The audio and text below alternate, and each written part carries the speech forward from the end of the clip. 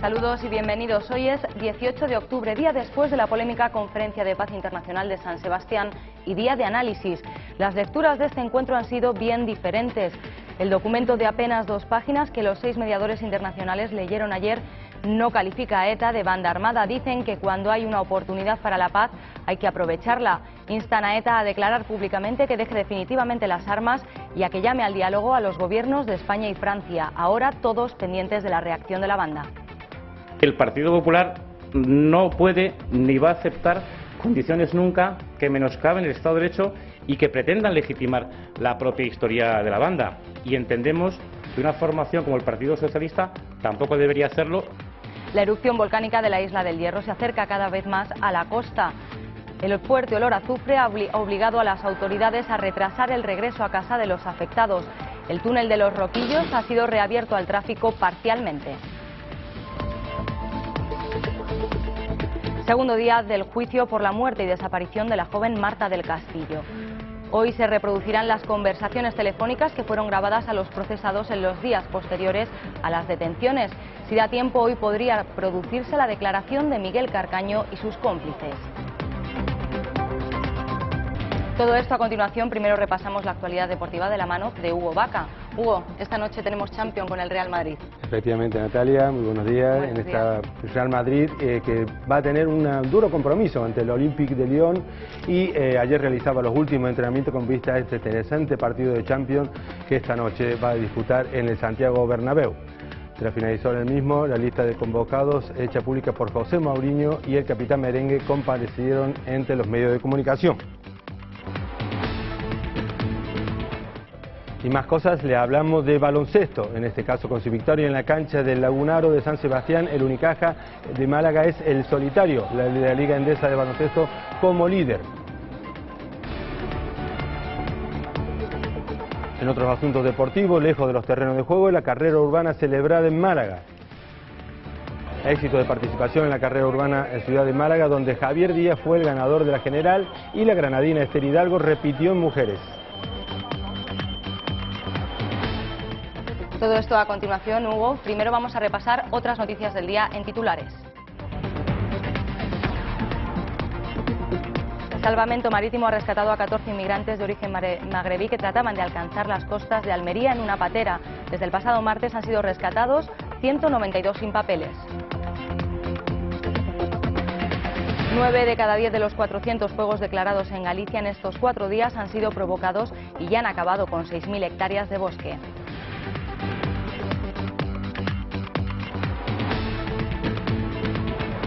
Los sindicatos mayoritarios se han unido en contra de la reforma de la política agraria comunitaria. Dicen los líderes sindicales que dicha reforma será perjudicial para más de 340.000 trabajadores andaluces.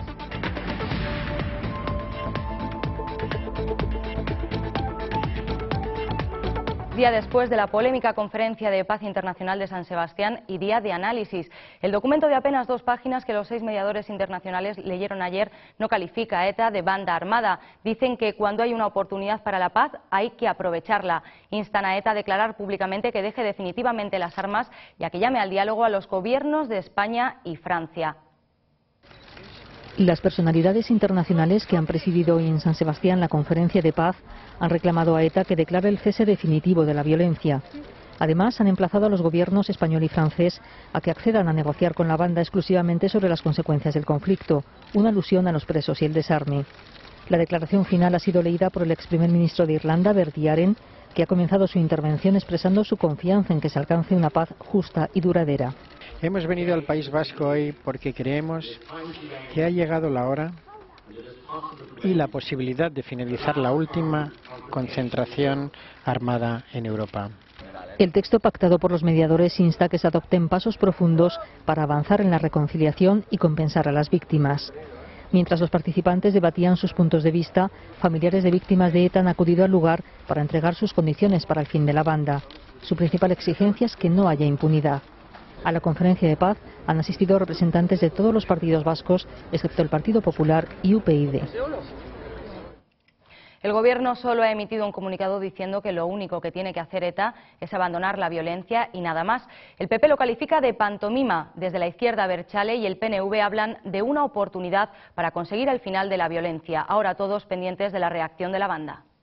El Partido Popular no puede ni va a aceptar condiciones nunca que menoscaben el Estado de Derecho y que pretendan legitimar la propia historia de la banda. Y entendemos que una formación como el Partido Socialista tampoco debería hacerlo. La declaración del cese definitivo traerá como una ventana abierta a la esperanza para poder gestionar también las consecuencias de todo el sufrimiento que se ha generado en más de 50 años en nuestra sociedad. Viene haciendo un reconocimiento de que el conflicto es un conflicto político y por lo tanto los partidos políticos tenemos que ponernos a hablar para poder dialogar y poder llegar a acuerdos. Yo creo que es positivo, tenemos que aprovechar este momento, la sociedad vasca no lo entendería de otra manera si no lo aprovechásemos. Y ya en materia económica, el Fondo Monetario Internacional considera que España ha aprobado buenas medidas para combatir la crisis, aunque subraya que ahora es imprescindible aplicarlas sin demora para evitar el contagio, algo que también indicó en el caso de Italia. Por otro lado, Christine Lagarde reiteró la necesidad de una recapitalización de la banca europea que, en su opinión, deberá acometerse con los recursos de las propias entidades y aquellos que puedan captar en los mercados, dejando la intervención estatal como un mecanismo de último recurso. España ha anunciado buenas medidas para salir de la crisis y ahora debe aplicarlas. Así lo ha afirmado la directora gerente del Fondo Monetario Internacional, Christine Lagarde, en una entrevista concedida hoy a la emisora France Info, en la que se expresó en similares términos sobre Italia. Lagarde ha salido también al paso de las peticiones del G20 de un aumento de los recursos del FMI y ha asegurado que los fondos son apropiados para evitar un contagio de la crisis.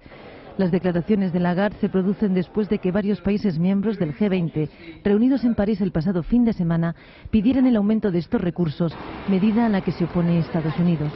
La responsable del FMI destacó también que los griegos han avanzado mucho en su camino para salir de la crisis, con una reducción del déficit del pasado año en cerca de 5 puntos. Ponemos ahora la atención en nuestra región, donde los sindicatos mayoritarios se han unido en contra de la reforma de la política agraria comunitaria. Dicen los líderes sindicales que dicha reforma será perjudicial para más de 340.000 trabajadores andaluces. Los sindicatos quieren hacer un frente común con la Junta y con las organizaciones agrarias para convocar movilizaciones. UGT y comisiones obreras han expresado su rechazo a la propuesta de reforma de la política agraria comunitaria y han anunciado que movilizarán a los trabajadores del campo en las próximas semanas y para ello quieren una amplia unidad de acción que incluya a las organizaciones agrarias y a las cooperativas. Los secretarios generales de comisiones obreras en Andalucía, Francisco Carbonero, y de UGT, Manuel Pastrana, han reprochado a la consejera de Agricultura, Clara Aguilera, que siempre se olvide de los trabajadores del campo a no contar con los sindicatos en las conversaciones mantenidas con el sector agrario. Esta consejera es bastante olvidadiza con los trabajadores del campo y los trabajadores de la pesca. Acaba de firmar un documento que afecta a las políticas pesqueras, las políticas europeas sobre la pesca y se olvida de los trabajadores nuevamente.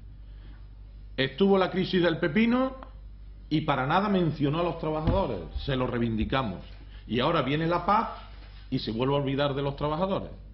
La reforma de la PAC planteada por la Comisión Europea afirman que perjudica directamente a 343.000 trabajadores andaluces, lo que supone el 12% del empleo regional y el 8% del PIB regional. Tanto la reducción de ayuda como la reducción de la producción que conllevaría el nuevo modelo, el consiguiente cierre de pequeñas explotaciones, pequeñas y medianas explotaciones, tendría un efecto inmediato sobre la economía del medio rural y todo esto, esta afectación a la economía supone poner en jaque el 8% del Producto Interior Bruto de nuestra comunidad autónoma. Los sindicatos quieren hacer un frente común con la Junta y con las organizaciones agrarias en contra de la PAC, y para ello se han puesto en contacto con UPA y COAG y con las cooperativas para convocar movilizaciones en una primera fase en Andalucía y posteriormente fuera de la comunidad autónoma. Y desde el PSOE quieren conseguir una única postura común de todos los partidos para desbloquear la propuesta de reforma agraria, una reforma que según los socialistas será un desastre para la agricultura y sus trabajadores en nuestro país. Conseguir una postura única de todos los partidos es el objetivo que pretende alcanzar el PSOE andaluz sobre la política agraria común. En la próxima sesión parlamentaria propondrá debatir sobre la futura reforma que quiere poner en marcha la Unión Europea. En esa línea de cumplir con lo que le interesa a esta tierra, vamos a favorecer y vamos a facilitar un debate general sobre la política agraria común. Nos consta que hay interés por parte de otros grupos parlamentarios y entendemos que hay que trabajar en esa unidad, en la defensa del interés de Andalucía. Tanto el Gobierno como los dirigentes socialistas andaluces son partidarios de bloquear esta propuesta de reforma que dicen, si no cambia radicalmente, supondrá un desastre para España y Andalucía. En la misma rueda de prensa, Susana Díaz ha vuelto a presumir de la receta llevada a cabo por su partido frente a la del Partido Popular en las regiones donde gobierna. Lo dice el propio candidato, hay dos recetas de cara a las próximas elecciones. La receta madrileña o la receta gallega o la castellano-manchega o la valenciana, con recortes en educación, con recortes en sanidad, y la receta andaluza, que garantiza los servicios públicos sin ningún tipo de merma. Díaz ha repasado el programa electoral del candidato de su partido, Alfredo Pérez Rubalcaba, para afirmar que la región está a la vanguardia del territorio español y que, a diferencia del Partido Popular, ellos sí ponen las cartas sobre la mesa y dan a conocer su hoja de ruta. Y si esta es la polémica en torno al campo andaluz, otros ámbitos no quedan exentos. El paro, la educación, la sanidad, otros de los puntos para analizar. Y es que pese a que algunos defiendan que estamos a la vanguardia, los datos y las cifras no dicen lo mismo. Si a la comunidad autónoma andaluza la sometiéramos a un examen, la región suspende en algunos aspectos. La maltrecha situación arroja un balance demoledor en cuanto a la tasa de paro, principal lastre de la región. Andalucía se acerca peligrosamente al 1.000.000 de desempleados, pero el tejido empresarial también se ve gravemente afectado por la situación de los trabajadores autónomos. Con respecto a 2010, la autonomía entra en el grupo de líderes nacionales en cuanto al número de pérdidas de autónomos. Si hablamos de las empresas, hay un dato que preocupa aún más. Las insolvencias continúan creciendo y se sitúan en torno al 33%. Durante el tercer trimestre del año, 15 de cada 100 empresas que se declararon insolventes eran andaluzas. La situación en los ayuntamientos no pinta mejor. Las corporaciones locales viven una situación de asfixia económica y ya se habla de la necesidad de un plan de emergencia para determinados consistorios. Pero la economía de las familias tampoco pinta un paisaje nada halagüeño. Los desahucios han marcado otro récord histórico. La región es la segunda en la media nacional en el número de procedimientos, con más de 2.700 desahucios. Si en economía Andalucía suspende con bastante mala nota, la educación no corre mejor suerte. El último informe PISA es demoledor y sitúa a la región en la cola en esta materia. Por si fuera poco, se ha frenado la incorporación de profesores a la educación y se ha realizado un recorte que se cifra en torno a los 1.000 millones de euros. Pero la situación de las guarderías tampoco es mejor. De los últimos 166 centros infantiles puestos en marcha, solo uno es titularidad de la Junta de Andalucía y en más de 300 municipios no existe ningún centro. El 25% de los niños españoles menores de 16 años sufre malnutrición. Diversas entidades del tercer sector social atribuyen este dato a la crisis económica. Muchas familias ni siquiera pueden comprar carne, pescado o fruta para alimentar a los más pequeños. Son hogares castigados por el paro y con graves problemas económicos que les impiden ofrecer una dieta equilibrada a sus hijos. Entidades del tercer sector como la citada Federación, Cáritas y la Cruz Roja piden refuerzo de las becas comedor, puesto que seguir la dieta diaria en la escuela es la única garantía para muchas familias para alimentar de forma equilibrada a sus hijos. De hecho, el 17% de los niños que vive bajo el umbral de la pobreza sufre obesidad infantil, el doble que los menores sin dificultades económicas, enfermedad que se deriva de una alimentación que carece de frutas y verduras. El representante de ECAS en el grupo Pobreza y Exclusión Social de la Infancia y la Adolescencia ha explicado que las familias españolas acechadas por la crisis se ven obligadas a privarse de lo más básico como la alimentación y la higiene.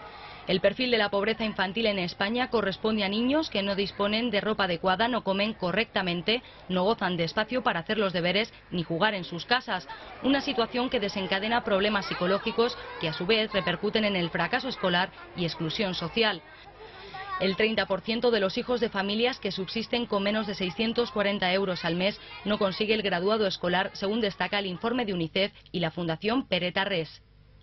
Mañana se celebra el Día Mundial del Cáncer de Mama. Ciudades de toda España acogen durante esta semana actos para alzar la voz contra esta enfermedad, para luchar, pero sobre todo para prevenirla. Céntricas calles y plazas han sido el escenario escogido por las asociaciones y ciudadanos para formar un gran lazo humano. Hombres, mujeres y niños de todas las edades no han dudado en echarse a la calle. Según la Asociación contra el Cáncer, el de mama será desarrollado por 1 de cada 8 mujeres. Pero con las oportunas mamografías y actuales avances se está logrando curar el 90% de los casos diagnosticados. Para más información, la Asociación Española contra el Cáncer tiene una web disponible, www.aecc.es.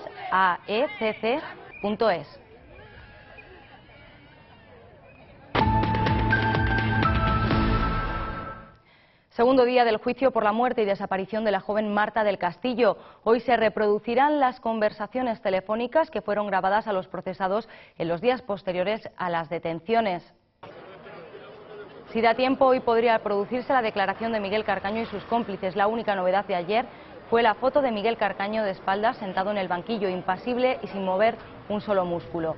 Escoltado por 2 policías y con una camiseta negra, el pelo rapado y cresta, el asesino confeso de Marta no pronunció una sola palabra. Delante suya compartían banco Samuel Benítez y la pareja formada por Francisco Javier Delgado y su novia. La Fiscalía pide para Miguel Carcaño 52 años de prisión. Y seguimos con más juicios, en este caso por cuestiones económicas. El fundador de Nueva Rumasa, José María Ruiz Mateos, su mujer Teresa Rivero y sus 6 hijos varones declararán entre este martes y mañana ante la Audiencia Nacional como imputados por presuntos delitos de estafa e insolvencia por su gestión de la compañía. Está previsto que todos acudan a declarar ante el juez Pablo Ruz. La causa cuenta con más de una decena de acusaciones particulares en representación de cerca de 300 inversores en pagarés de Nueva Rumasa, que se suman a la formulada por la Fiscalía Anticorrupción. Por su parte, un grupo de trabajadores de Clesa tiene previsto concentrarse a las puertas de la sede judicial para protestar por la situación en la que se encuentra la empresa y recibir a los imputados. Las pesquisas realizadas por Anticorrupción han estado encaminadas a seguir el rastro del dinero de los inversores presuntamente desviado por los Ruiz Mateos a paraísos fiscales. Un helicóptero de salvamento marítimo ha rescatado a 2 inmigrantes de origen magrebí que habían caído al mar desde la embarcación neumática con la que trataban de alcanzar las costas almerienses. Junto a ellos, otras 12 personas viajaban en la pequeña embarcación. Desde el pasado martes han sido rescatados frente a las costas de Almería un total de 192 sin papeles. Un helicóptero de salvamento marítimo ha rescatado a 2 inmigrantes de origen magrebí que habían caído al mar desde la embarcación neumática con la que trataban de alcanzar las costas almerienses junto con otra docena de personas. Los 2 inmigrantes rescatados del agua han sido trasladados a un hospital de la ciudad con graves síntomas de hipotermia. La patera fue avistada a unas 25 millas de la costa por un buque mercante que dio aviso a salvamento marítimo. Los efectivos que se trasladaron a la zona en helicóptero observaron que 2 de los inmigrantes habían caído al agua, por lo que procedieron a su rescate. Blas Ruiz, patrón de la embarcación que intervino en el salvamento. Nosotros hemos procedido a la zona, localizando a la embarcación y consiguiendo rescatar a las 12 personas, las cuales ya estaban en bastante mal estado, puesto que muchas de ellas sufrían hipotermia, con lo cual pues ha habido que desnudarla a bordo y ponerle ropa seca y abrigarles bastante porque venían en bastante mal estado. Los inmigrantes fueron trasladados al puerto de Almería para ser atendidos por efectivos de Cruz Roja antes de ingresar en el centro de estancia temporal situado en las instalaciones portuarias. La erupción volcánica de la isla del Hierro se acerca cada vez más a la costa. Ahora está a poco más de 2 kilómetros. El fuerte olor a azufre ha obligado a las autoridades a retrasar el regreso a casa de los afectados. Hoy se analizará la calidad ambiental ante una posible toxicidad. El túnel de los Roquillos ha sido reabierto al tráfico parcialmente. Podrá ser utilizado hasta las 8 de la tarde y solo los vehículos de emergencia y mercancías. Las fases en la evolución del volcán submarino en el mar de las Calmas de la Isla del Hierro se aceleran con el progresivo aumento de la emisión de material piroclástico, un más que abundante burbujeo en la superficie del agua y con la cercanía de la Mancha al pueblecito pesquero de la Restinga.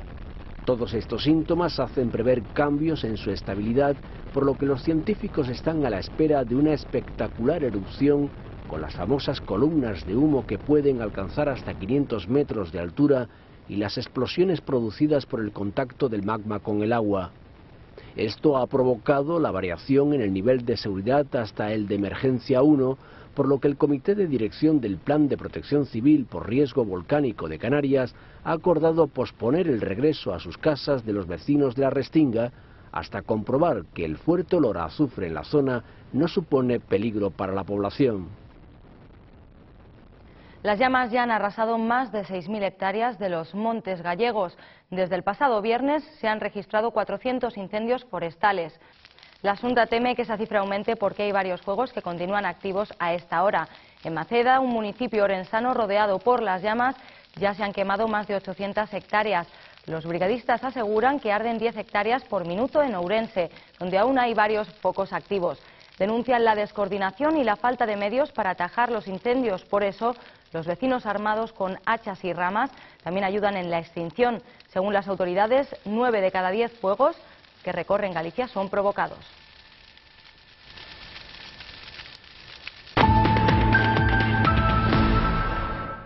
Y abrimos nuestra página de internacional con una liberación, la del soldado israelí Gilad Shalit, secuestrado hace más de 5 años por Hamás, ya se encuentra en manos egipcias, según ha confirmado en Twitter un portavoz del ministro israelí Benjamin Netanyahu.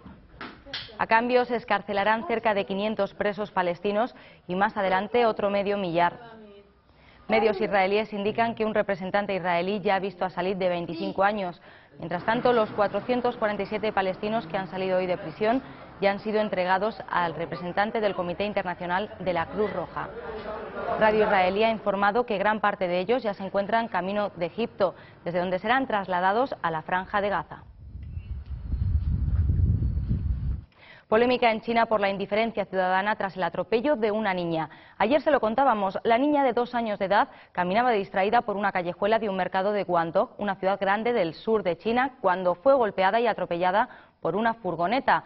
El conductor, tras realizar una primera pasada con las ruedas, se detuvo unos segundos, pero volvió a reanudar la marcha sin hacer nada por la pequeña. El cuerpo de la niña, lejos de ser retirado de la vía pública y recibir asistencia sanitaria, es atropellado una segunda vez. Ni conductores ni peatones que pasan a su lado parecen querer reparar en ella. Solo al final una mujer se acerca, la acoge y la aparta del tráfico. La secuencia de acontecimientos que podrían haber tenido lugar el pasado jueves quedó registrada en un circuito cerrado de grabación. Alojado en Internet, el vídeo ya ha sido visto más de 1 millón de veces en China, generando una intensa polémica sobre la reacción de la sociedad civil ante un accidente. De forma más genérica, también ha generado una fuerte discusión en torno a la asistencia de cualquier persona desconocida en apuros. La historia recogida por The New York Times se ha colgado este fin de semana entre los temas más comentados en las redes sociales. Muchos han visto en la indiferencia de quienes, en este caso, decidieron no ayudar a una niña malherida, una metáfora de lo que Hobbes sintetizó en la máxima "el hombre es un lobo para el hombre". No es la primera vez que la sospecha recae sobre un buen samaritano en China. La agencia estatal de noticias Xinhua ha relacionado el episodio con una percepción de la moral en declive. Otros artículos destacan la preocupación en torno a la responsabilidad, que no debe ser una excusa para no ayudar y que en este caso expone la decadencia de la humanidad de la sociedad china. Vamos a conocer ahora la previsión del tiempo para las próximas horas.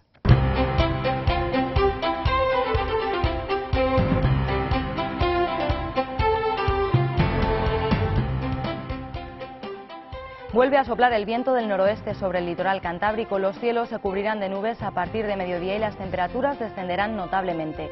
Durante los próximos días la atmósfera tomará un aspecto otoñal con ambiente fresco y temperaturas frescas en el litoral cantábrico y norte de la península ibérica. A partir del fin de semana que viene vuelve el ambiente estable y subirán las temperaturas diurnas. Y en cuanto a Andalucía, durante los próximos días nos esperan grandes cambios. Las altas presiones seguirán siendo las principales protagonistas. Predominan los grandes claros y a primeras horas el viento de levante acumulará intervalos de nubes en el litoral mediterráneo. Las temperaturas rondarán los 20 grados.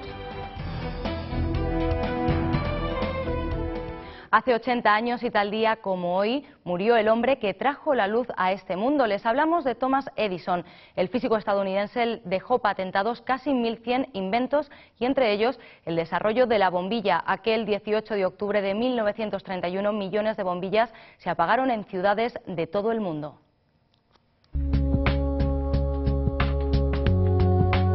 El físico estadounidense Thomas Edison murió hace hoy 80 años, tras dejar patentados casi 1100 inventos, entre ellos el desarrollo de la bombilla. Millones de ellas fueron apagadas en muchas ciudades del mundo aquel 18 de octubre de 1931. Sin embargo, fue el inglés Joseph Swan quien en 1878 encendió la primera lámpara incandescente. Un año después, Edison consolidaba el invento, al conseguir que la suya, con un filamento de carbonato, permaneciera encendida 48 horas seguidas mediante corriente eléctrica. Fundó la General Electric y gracias a él se instaló en Nueva York la primera central eléctrica. Investigador incansable, trabajó en campos tan distintos como la óptica, la acústica o la electricidad, pero fue el fonógrafo su invento estrella. Con él consiguió grabar y reproducir por primera vez el sonido y la voz humana. Comercializó la película de 35 milímetros, a la que añadió perforaciones laterales, y por la patente de la primera cámara de cine mantuvo una larga guerra con los hermanos Lumière. Esta no fue la única. Los últimos años de su vida los pasó envueltos en enfrentamientos judiciales para impedir que otros plagiaran sus inventos. Y de un invento a otro, el móvil, que últimamente ha dado problemas. Les hablamos de la BlackBerry Research in Emotion. Fabricante del dispositivo ha anunciado que regalará a los usuarios aplicaciones por valor de 72 euros como medida de compensación tras los fallos en su servicio de la semana pasada. La compañía también ha confirmado que los clientes y las empresas que utilicen sus dispositivos tendrán un mes gratis en los servicios de asistencia técnica. La semana pasada las BlackBerry de Europa, África, Oriente Medio y otros territorios de todo el mundo sufrieron cortes en la conexión a Internet. Una saturación en el servicio de BlackBerry provocó que millones de usuarios se quedasen sin servicio durante 3 días. El problema ya ha quedado resuelto, pero las consecuencias del fallo siguen trascendiendo. Debut de Sabina en la ciudad de los rascacielos. El primer concierto en Nueva York del cantante español ha sido un encuentro íntimo entre amigos que cantaron, vitorearon y aplaudieron toda la noche al artista, al que recibieron como a un entrañable amigo.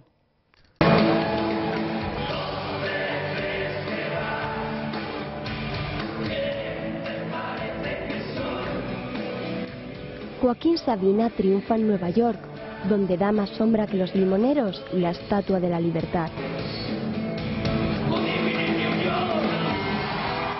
Y es que es allí donde el artista ha decidido estrenar su primera gira por Estados Unidos. Entre aplausos y gritos cantó temas como Esta noche contigo, Tiramisú de limón o Llueve sobre mojado. Y en lugar de sombreros se quitó el bombín ante un público latino que se conocía todas y cada una de las letras.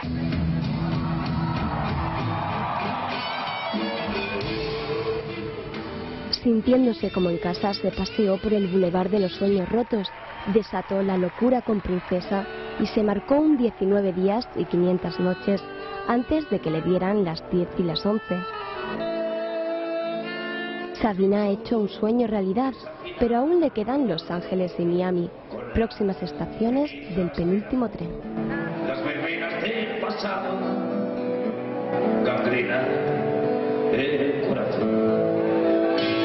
Acótate la falda nueva, despiértate al oscurecer. Tu patria al sol cuando llueva, no te sorprende. Un automóvil justicialista Gran Sport de 1954, el bastón de mando presidencial de Raúl Alfonsín, un smoking de Carlos Menem y unos mocasines desgastados de Néstor Kirchner. Son algunos de los objetos que integran el peculiar Museo de los Presidentes de Buenos Aires. En el Museo de los Presidentes de Buenos Aires se puede encontrar desde este automóvil justicialista Gran Sport de 1954 hasta el bastón de mando presidencial de Raúl Alfonsín o un smoking de Carlos Menem. Las grandes reliquias de los presidentes de Argentina se guardan en esta galería subterránea levantada bajo la Casa Rosada para proteger los restos del primer fuerte español que se estableció en Buenos Aires y de la primera aduana de la ciudad.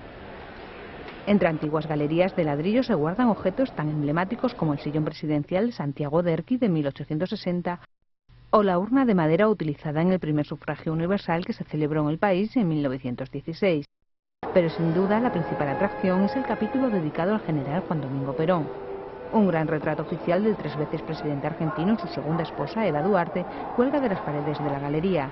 Junto a ellos, una urna de cristal que guarda el vestido de gala que luce la banderada de los humildes en el cuadro. Y despedimos nuestra página cultural con un malagueño muy internacional. Antonio Banderas presta su voz otra vez al felino más famoso del celuloide, que por fin se ha independizado de REC. En El gato con botas, Salma Hayek pone voz a una pícara gatita ladrona. En esta ocasión le veremos embarcado en una aventura para salvar a su pueblo y convertirse en una auténtica leyenda. El gato con botas se independiza de Shrek, o lo que es lo mismo, la voz de Antonio Banderas pasa de secundaria a protagonista. El menino amigo del ogro verde estrena peli propia, una aventura en la que salva a su pueblo y se convierte en leyenda. Con Banderas, la mexicana Salma Hayek, que presta su voz a una pícara gatita que ayudará al gato más intrépido de la cartelera. Ambos actores han acudido a la presentación de la cinta en Miami, a bordo de uno de los cruceros más grandes del mundo, donde Banderas se ha mostrado orgulloso de su alter ego. El haberlo visto crecer durante todos estos años, es un personaje que llegó como un personaje recurrente a la segunda parte de Shrek, pero nunca pensé que iba a tener una continuidad. Y de repente, bueno, de actor secundario se me está convirtiendo en estrella el gatito, ¿no? Muy contento. Acción y humor a partes iguales en esta nueva apuesta de DreamWorks que seguro arrasan las pantallas en las próximas Navidades. Es ahora el turno para el deporte de la mano de Hugo Vaca. Hugo, esta noche Champions, me decías antes. Sí, tenemos Champions, pero los amantes del fútbol tienen una semana muy intensa. Si ya ayer terminaba el último partido de la jornada de Liga con esa victoria del Athletic Club de Bilbao sobre los Osasuna por 3-1, esta noche ya tenemos Champions. Un interesante partido de Champions esta noche del Real Madrid, tras finalizar el mismo y con la lista de convocados hecha pública de José Mourinho y el capitán merengue comparecerían ante los medios de comunicación. El Real Madrid ha preparado el partido de Liga de Campeones contra el Olympique de Lyon sin 4 jugadores que arrastran diferentes lesiones. El francés Lassana Diarra, el español Raúl Albiol, el portugués Ricardo Carvalho y el turco Nuri Sahin. El técnico José Mourinho, que repite la última lista de convocados con el añadido del canterano Tomás Mejías como tercer portero, no ha querido hablar de la competición europea del año pasado. Esa historia vieja. Historia vieja. Empezamos otra Liga de Campeones esta temporada, es otra. Es la Liga de Campeones 2011-2012. Y nada, vamos a ver si conseguimos hacer mejor que el año pasado. Los jugadores se reunirán en su habitual hotel de concentración para enfrentarse mañana a los franceses, uno de los equipos que han puesto en dificultad a los blancos en las últimas ediciones. El capitán del equipo, Iker Casillas, se ha referido a la posible presión que tiene el Real Madrid y la consecución de la 10ª. Presionado quizá no, no es la palabra adecuada, ¿no? Lo que sí es verdad es que estar en el Real Madrid y después de estos últimos años en los que el equipo no ha estado a la altura o estar peleando por llegar a esas semifinales o meterse en alguna final, pues es verdad que te crea un poco más de preocupación, ¿no? ¿Por qué el Madrid no pasa? ¿Por qué el Madrid tiene esos problemas? La lista de convocados la forman Casillas, Adán y Mejías como porteros, Arbeloa, Sergio Ramos, Pepe, Varane, Marcelo y Contrao en defensa, Xabi Alonso, Khedira, Granero, Kaká, Callejón, Altintop y Ozil como centrocampistas y Di María, Cristiano Ronaldo, Higuaín y Benzema como referencias ofensivas. Y el Granada Club de Fútbol no tendrá jornada de descanso como estaba previsto por Fabri y entrenará en los campos del Antonio Sánchez. El Granada Club de Fútbol tenía previsto descansar en la jornada de hoy martes, aunque fuentes de la entidad rojiblanca calificaban como un error esta información según un comunicado. El de esta mañana ha sido el segundo entrenamiento de esta semana. Lo que más preocupa al técnico Fabri González es el estado de los jugadores que terminaron tocados el pasado sábado ante el Atlético de Madrid, como son los casos de Dani Benítez, Alex Geijo, Carlos Martín, David Cortés y Hassan Yebra. Fabri quiere tenerlo recuperado para el importantísimo partido de la próxima jornada frente a un rival directo en la lucha por mantener la categoría. El duelo ante los de Manolo Preciado se disputará en el Molinón el sábado a las 6 de la tarde. Y más cosas, le hablamos de baloncesto, en este caso con su victoria en la cancha del Lagunaro de San Sebastián. El Unicaja de Málaga es líder solitario de la Liga Endesa de baloncesto. El Unicaja es el líder en solitario con 3 victorias en 3 partidos. El equipo entrenado por Chus Mateo es el único equipo invicto de la competición. El conjunto malagueño venció el sábado en la cancha del Lagunaro de San Sebastián por 92-95. Joel Friedland, con 22 puntos y 10 rebotes, volvió a ser el jugador decisivo en el equipo cajista en un encuentro que tuvo numerosas alternativas en el marcador. El Unicaja supo jugar mejor al final del partido y se apuntó a la victoria. El equipo malagueño debutará el jueves en la Euroliga en la cancha del Panathinaikos. Y en otros asuntos deportivos, lejos de los terrenos de juego, es la carrera urbana celebrada en Málaga. El éxito de participación en la carrera urbana Ciudad de Málaga, donde Javier Díaz fue el ganador en la general y la granadina Esther Hidalgo repitió en mujeres. La carrera se celebró logrando un gran éxito de participación. Más de 13.000 atletas formaron parte de esta prueba que la organiza el Ayuntamiento de Málaga con el patrocinio del Corte Inglés y Unicaja. Un gran número de malagueños se situaron en algún punto de los 10 kilómetros del recorrido para animar a los corredores. El sanpedreño Javier Díaz Carretero fue el ganador de la competición por 6º año consecutivo. Firmó un tiempo de 30 minutos y 38 segundos. 4 minutos después llegó a la meta la granadina Esther Hidalgo, que repitió la victoria en categoría femenina. Hugo, mañana más. Mañana más noticias. Esta noche esperemos tener un buen resultado del Real Madrid también, porque es un equipo español. Bueno, eso díselo a algunos. Yo creo que sí, yo creo que todos están con el Madrid y con el Barcelona en Champions. Muy bien. Pues hasta aquí la información de esta mañana. Si quieren seguir informados, pueden ver nuestra segunda edición de informativos a partir de las 9 de la noche. Muchas gracias.